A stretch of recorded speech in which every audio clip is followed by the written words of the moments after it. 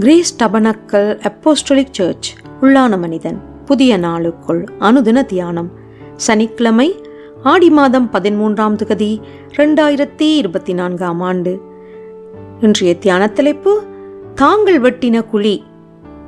இன்றைய தியான வசனம் நீதிமொழிகள் 1ஆம் அதிகாரம் 33ஆம் வசனம். எனக்கு செவி கொடுக்கிறவன் எவனோ அவன் விக்கினமின்றி வாசம் பண்ணி ஆபத்திற்கு பயப்படாமல் அமைதியாயிருப்பான். தியானம். கிராமப்புறத்தில் உள்ள பாழடைந்த வீடொன்று கைவிடப்பட்ட நிலையிலே இருந்தது.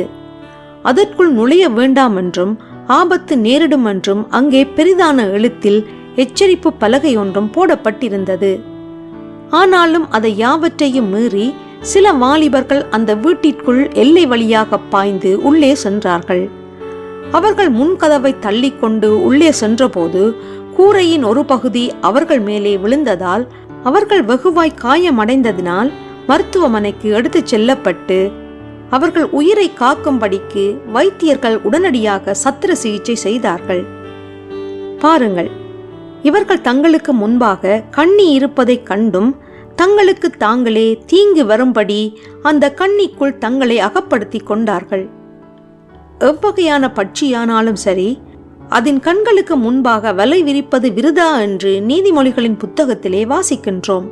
ஏனெனில் பட்சிகளுக்கு மனிதருக்கு இருக்கும் பகுத்தறிவு போன்ற அறிவு இல்லாவிடினும் அவைகளை சிருஷ்டித்தவர் அவைகளுக்கு கொடுத்த உணர்வின்படி தங்கள் உயிருக்கு ஆபத்து வந்திருக்கின்றது என்று கண்டு அவைகள் அந்த இடத்தை விட்டு சென்றுவிடும்.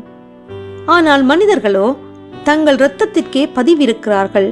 தங்கள் பிராணனை அழிக்கும்படிக்கு பதுங்கி ஒளிந்திருக்கின்றார்கள். மேற்குறிப்பிட்ட சம்பவத்திலே அந்த வாலிபர்கள் தங்கள் வாலிபத்தின் அறியாமையிலே வீர தீர செயல்களை செய்ய முற்பட்டார்கள் என்று அந்த கிராமத்தார் அவர்களின் அறியாமையை ஒருவேளை ஏற்றுக்கொள்வார்கள். ஆனால் தேவனாகிய கர்த்தர் பலமுறை கூறியும் அநேக ஆண்டுகள் நல்ல ஆலோசனை வழங்கியும் எத்தனையோ முறை எச்சரிப்பை கொடுத்தும் ஒரு விசுவாசியானவன் பொருளாசை, விபச்சாரம், மதுபானம், கசப்பு, வைராக்கியம், பகை போன்ற மாமிச இச்சைகளுக்கு தன்னைத்தான் ஒப்புக் கொடுப்பானாகில் அவனுடைய முடிவு என்னவாயிருக்கும்? பிரியமானவர்களே, கர்த்தருக்கு பயந்து அவர் வழியிலே நடவுங்கள். கண்ணிகளில் சிக்காதபடிக்கு அவர் உங்களுக்கு தேவ ஞானத்தை தந்தருளுவார். ஜெபம் செய்வோம். புத்திமானாய் நடந்து கொள்ள ஞானத்தை அருளும் தேவனே, நான் உம்முடைய அறிவை வெறுக்காமல் பற்றி கொள்ளும்படிக்கு உமக்கு பயப்படும் பயம் என்னிடத்தில் எப்போதும் இருப்பதாக இரட்சகர் இயேசு வழியாக ஜெபிக்கின்றேன். ஆமேன். மாலைவாசகம் சங்கீதம் 9ஆம் அதிகாரம் 15ஆம் வசனம் தொடக்கம் 16ஆம் வசனம் வரை.